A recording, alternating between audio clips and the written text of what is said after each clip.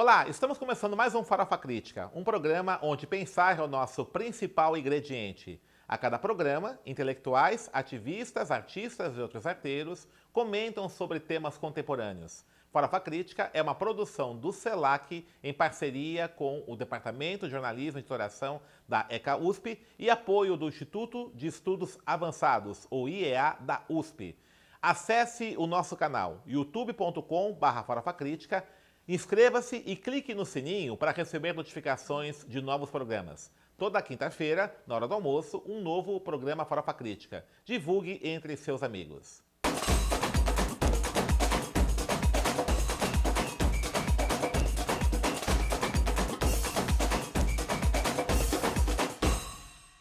E o Farofa Crítica de hoje recebe Cristiane Gomes, jornalista, mestre pelo Programa de Integração da América Latina PROLAN, diretora de projetos da Fundação Rosa Luxemburgo, dançarina também do Bloco Afro e Lu Obadimi. Como ela diz no seu Facebook, né? Uma jornalista que dança e uma dançarina que escreve.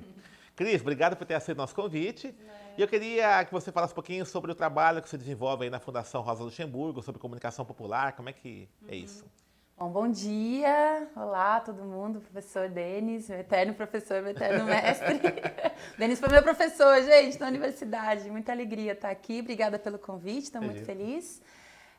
Bom, lá na Fundação Rosa Luxemburgo, né, eu sou coordenadora de projetos, a gente tem desenvolvido... Bom, só dar uma contextualizada no que é a fundação, né? Sim, importante. A Fundação Rosa Luxemburgo é uma fundação alemã, que há 15 anos está aqui no Brasil desenvolvendo projetos que apoiem a democracia, que apoiem, que estimulem o pensamento crítico, que estejam alinhadas aí à defesa dos direitos humanos, direitos da natureza. Nessa conjuntura que a gente está vivendo, isso é ainda mais importante. É uma zona em chamas. É uma zona em chamas, é um trabalho árduo, mas a gente está aí desenvolvendo esses projetos junto com movimentos sociais, coletivos, outras organizações, fazendo publicações também que visem que a gente possa dar nossa contribuição para o fortalecimento dessa nossa democracia que está tão fragilizada, que está tão detonada, né? Então, nesse sentido, a gente tem várias áreas de atuação, entre elas o estímulo à produção, ao apoio à comunicação popular, né? Certo. A gente entende a comunicação popular como um instrumento extremamente potente e eficaz para fazer uma frente a essa comunicação hegemônica dos grandes meios, apoiar os movimentos que fazem, né, essa comunicação. Então, a gente está desenvolvendo aí alguns projetos junto com, principalmente, coletivos periféricos que atuam com comunicação popular. Então, isso tem crescido bastante, né, Cris, ultimamente, né? Você tem vários coletivos aí, né? A que você atribui esse crescimento dessas iniciativas da periferia? Eu acho que é uma tomada de consciência de que a gente precisa criar os nossos próprios meios. Certo. Os meios que a nossa própria linguagem, a nossa própria forma de comunicação. Eu acho que essa luta, enfim, não desvalorizo, né, de incidir nos meios, nos grandes meios. E isso a gente está falando de comunicação, mas vale para tudo, né? Eu não quero criticar quem acredita nisso, mas, claro, na minha opinião, a gente tem que criar os nossos próprios campos. Então, eu acho que esse movimento cultural, periférico que aconteceu, né, sei lá, 15, 20 anos para cá, principalmente, né, do saraus, do estímulo à leitura, dessa galera conseguir furar esse bloqueio, fez com que essa molecada, essa meninada, essas meninas e meninos se articulassem para criar seus próprios meios para ali se verem representados, né? Então, acho que a escritora ativista norte-americana Bell Hooks fala muito isso, né? Da importância da gente criar os nossos próprios meios. Ela fala no contexto das mulheres negras, mas eu acho que a gente consegue transferir isso também para os jovens que estão na periferia, porque, né, a gente liga a televisão e assiste, sei lá, a Globo, outro grande meio de comunicação, ou pega uma grande revista, a gente não se vê ali, né? Eu não consigo me reconhecer, não consigo reconhecer ali essa narrativa de ação, essa riqueza que tem nas periferias. E quando aparece, parece aquela forma estigmatizada, né? Da violência, do ladrão, do bandido, né? Exato, é sempre essa narrativa de dor, essa narrativa de violência. E não de potências, né? De falta, que claro, ela existe, a gente não está negando isso, mas existe também potência, existe também ação, criatividade. E aí eu acho que, né, por exemplo, citando o trabalho que o pessoal do Desenrola e Não Me Enrola faz aqui na Zona Sul, formando repórteres populares, eu acho que isso estou citando um exemplo, mas o Brasil está cheio deles, né? Então é um caminho muito rico que mesmo com essa conjuntura horrível que a gente está vivendo, eu acho que é possível de ser fomentado e que se espalhe cada vez mais para que essa juventude crie a sua própria narrativa e seja protagonista dessa narrativa, né? Não seja só algo que recebe essa narrativa de dor, de violência, mas que fale, aqui a gente está produzindo também, aqui a gente está fazendo, né? Então, acho que é muito importante esse cenário que a gente está vendo aí. E você está vendo algum impacto, assim, por exemplo, nessas comunidades que têm esses projetos, tem modificado do ponto de vista da consciência política dos moradores, ou mesmo das mobilizações? Tem algum impacto, assim? Você viu isso? Olha, eu acho que é uma coisa...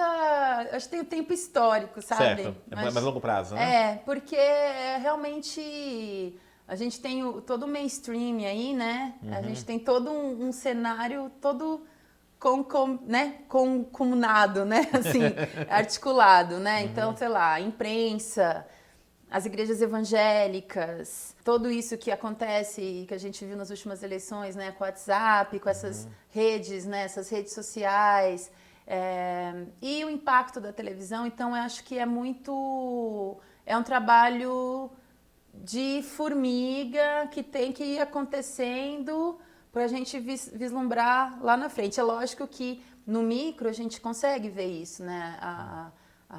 Os jovens, as famílias desses jovens que passam a ter acesso a vários processos mesmo, né? Porque eu acho que... Que tipo de processo? A gente está falando do processo de formação, né, desse jovem. Então, sei lá, se a gente pensa um processo de formação de repórter popular, né? Esse jovem vai lá, essa jovem vai lá, tem esse curso de formação, né, de repórter, isso tá nela inteira. Então, quando ela volta para casa dela, na relação familiar ali com as pessoas que estão em torno dela, isso também, é lógico que não é uma coisa assim, né? Porque às vezes a gente também é um tanto imediatista, né? E de querer que aquilo, de chegar e falar, olha, eu detenho conhecimento, vou ensinar para vocês e a partir de amanhã vocês estarão livres, vocês estarão na rua e a gente vai derrubar o presidente, sei lá. Infelizmente não é assim, né? Mas não é por não ser assim que isso não pode ser feito, né? Eu acho que é um processo que tem que ser constante, que tem que acontecer e acredito mesmo nas pequenas vitórias, né? Não só com a comunicação, mas eu acredito também na arte, a arte comunitária, a arte que acontece nas periferias, com teatro, com sarau, com poesia, com literatura, o encontro. Então, acho que essa juventude pode ser um polo irradiador, assim, para a sua comunidade, com as suas famílias, né? Mas é isso, algo que tem que ir crescendo num processo histórico mesmo, porque é difícil algo milagroso e instantâneo nesse contexto tão adverso que a gente vive e acho que hoje em dia, especialmente, assim, enfim, de uns anos para cá, desde o golpe contra Dilma e esse avanço dessas forças conservadoras na sociedade e junto com uma crise econômica ferrenha, com desemprego avassalador, isso tudo tem impacto, né? Tem impacto na saúde mental das pessoas, né? Na saúde, estou falando do sentimento, do subjetivo mesmo, né? Então é algo que a gente não desanima, continua lá, mas com essa percepção de que vamos lá, devagar e sempre, sabe? Certo. E você é jornalista, né? O que te levou a caminhar, a ir para esse campo? Né? Você não aspirar, por exemplo, na grande imprensa, que isso, infelizmente, ainda está muito presente na maior parte dos alunos de jornalismo, né? Sim. Todo mundo quer ir na Globo, né? Ir Quer pra então na Folha, Folha, né? Que de fato é o charme, né, da profissão e tal, né? É. Bom, quando eu estava na universidade, eu entrei na universidade, a gente, né, esse imaginário de, eu vou apresentar um telejornal, né, ele é presente, né, mas à medida que eu fui fazendo a universidade, eu tinha um professor que me dava muitos elementos críticos para pensar na sociedade, chamado Denis de Oliveira. Mas não saiu, demorado, né? Eu tive a sorte de fazer... A Unimep era maravilhosa. A Unimep, que é a Universidade Metodista de Piracicaba, há uns anos atrás, acho que uns 2, 3 anos atrás, não, brincadeira, já faz um tempo, tive a sorte de pegar um momento que a Unimep tinha uma grade muito crítica, né? Então, isso abriu muito os meus horizontes, né? A vivência na universidade, fora dela também, né? Naquele clima universitário de Piracicaba. Então, isso foi abrindo a minha percepção. E quando a gente fez um trabalho de conclusão de curso sobre o movimento hip hop aqui em São Paulo e sobre o impacto desse movimento cultural na vida dos jovens, e antes disso tudo... isso, enfim, fez com que eu pensasse que eu queria trabalhar, colocar o meu ofício de jornalista a serviço de um bem comum, né? Perfeito. É lógico que precisava pagar os boletos, né? Mas eu queria construir a minha carreira com base num jornalismo que fizesse a diferença, né? Que não fosse um jornalismo de grande imprensa, de redação e tal. E aí eu tive também a sorte, graças a Deus, de conseguir trilhar esse caminho. Então... trabalhei com Movimento Sem Terra por muito tempo, trabalhei com sindicatos, trabalhei com movimentos negros também, coletivos artísticos da periferia, organizações não governamentais, né, na área de educação, na área de direito à cidade.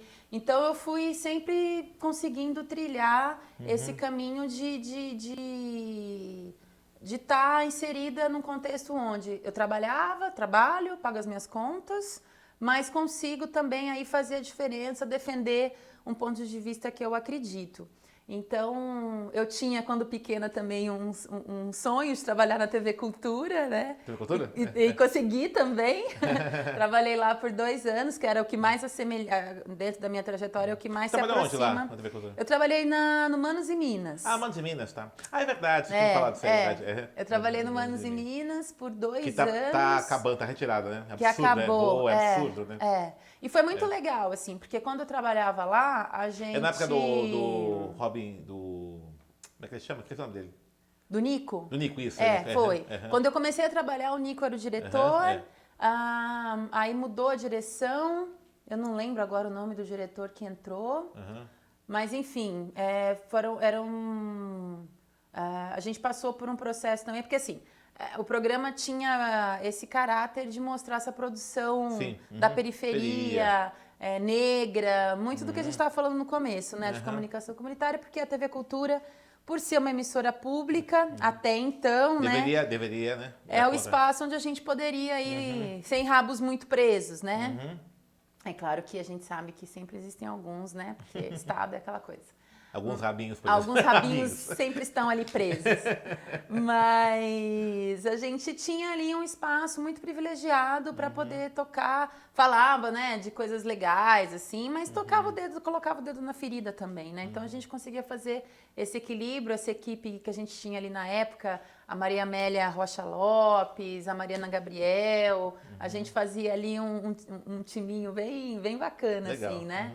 Eu atuava como repórter, fazia edição das matérias, né, também. E aí foi engraçado que eu acho que em 2009, 2010, houve uma tentativa de acabar com o programa.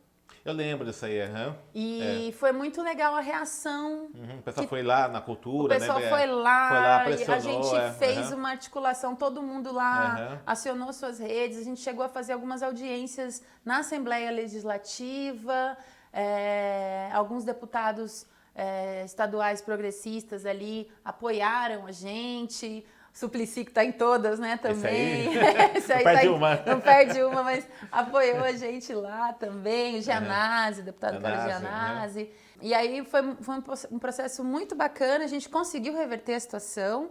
Eu acho que é porque a gente estava ali também num contexto favorável para Certo. isso. Era um ano eleitoral, se não me engano. 2010 era eleitoral. E aí acabou, né, o governo do estado, acho que pensou, bom, a gente vai pegar mal e tal. E aí a gente conseguiu reverter o fim do programa. Certo. Então, assim, eu acho que a gente teve a nossa luta combinada com contexto favorável, Tá. né?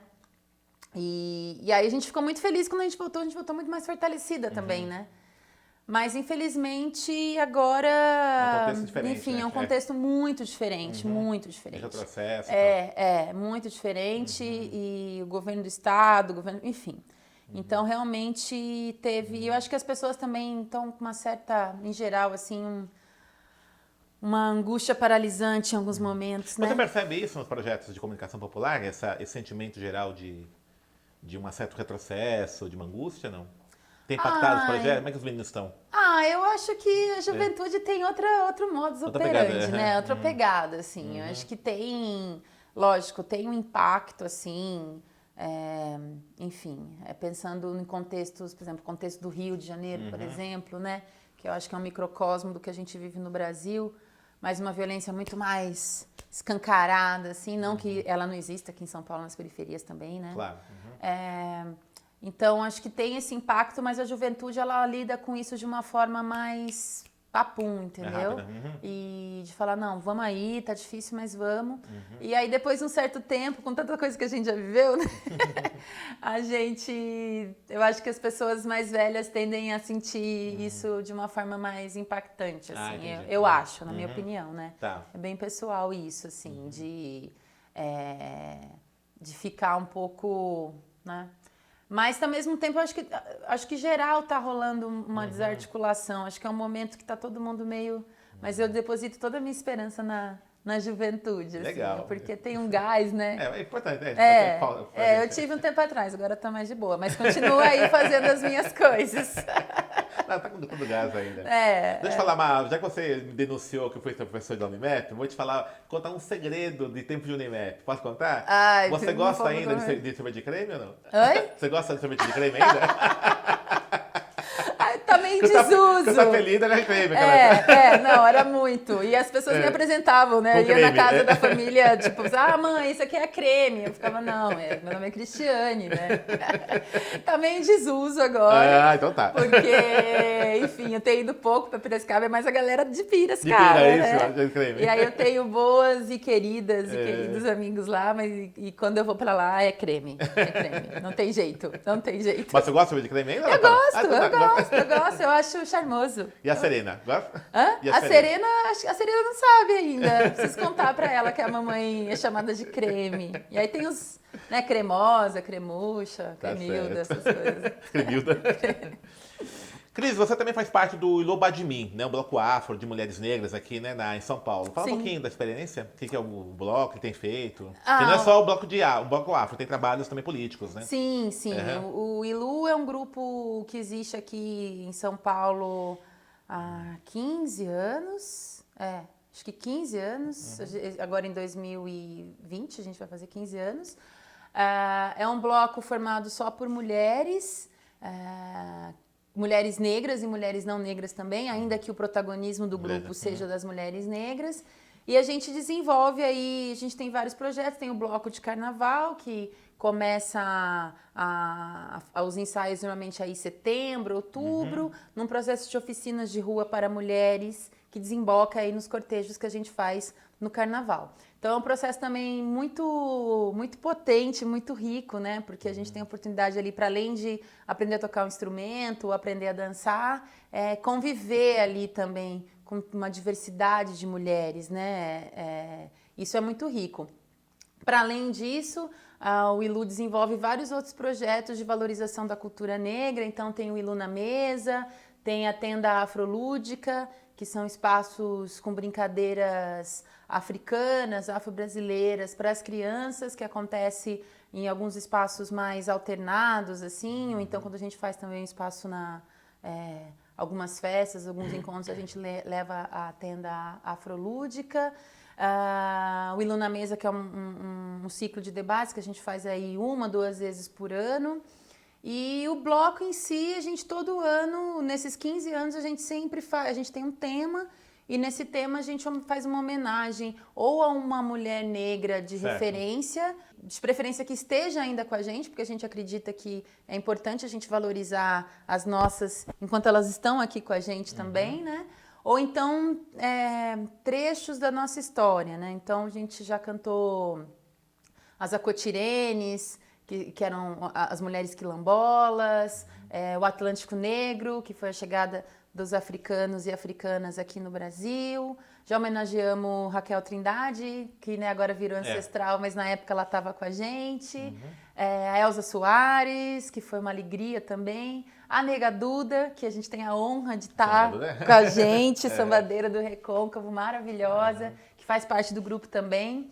E esse ano a gente vai homenagear a Lia de Itamaracá. 2020? 2020. Então, esse processo todo é um processo de formação também, né? E é muito rico que, ao longo desses anos, o ILU também foi se moldando cada vez mais político nesse espaço público, porque a gente faz os ensaios na rua. A gente tem uma sede que fica no Bom Retiro, onde tem cursos, atividades e tudo. Mas o nosso espaço é a rua, né? A gente ensaia na rua. E é muito louco. Eu que tô no grupo aí há 13 anos... Tá desde o comecinho? Tô desde o comecinho. Na verdade, eu perdi 2 carnavais. Entrei no 3º carnaval. E aí, as mudanças no espaço público é algo muito... A quantidade de pessoas, né? Como tá mais árduo, né? Como tá mais cru mais cruel esse espaço da rua pra gente que tá lá, né? Sim, tá muito. A gente consegue ver essa escalada, né? De vulnerabilidade. Eu tenho assistido, né? Esse ano eu fui também, né? E de fato se percebe, né? Essa mudança, né? E é toda uma intervenção do centro de São Paulo muito forte, né? Tem um interesse até especulativo, né? De intervenção no centro. Agora a gente tá, por exemplo, sem lugar para ensaiar. Quando a gente engrena o processo das oficinas, a gente ensaia sempre aos finais de semana, né? De sábado e domingo. Sábado a gente ensaia no Anhangabaú, embaixo do viaduto ali. E domingo a gente ensaia na Praça chama Patriarca, mas eu já renomeei, da Matriarca. Praça da Matriarca. Não faz sentido 400 mulheres ensaiando ali, chamando aquilo de Patriarca. Não, é a Praça da Matriarca. Então, a gente ensaia na Matriarca em cima. E agora a gente está com um problema, porque o Anhangabaú está passando por reformas, né? Tá tudo em obra ali, uma obra totalmente para gentrificar o centro, né? Higienista, para tirar ali aquele espaço. E a gente está, e não só assim, estamos sem espaço para ensaiar, é que essa falta de espaço está relacionada com uma tentativa, né, institucional do governo da cidade, que está alinhado com o governo do estado, que está alinhado com o governo federal, de impedir que as pessoas fiquem naquele espaço, né? Sejam elas nós ou sejam elas também as pessoas que moram na rua, né?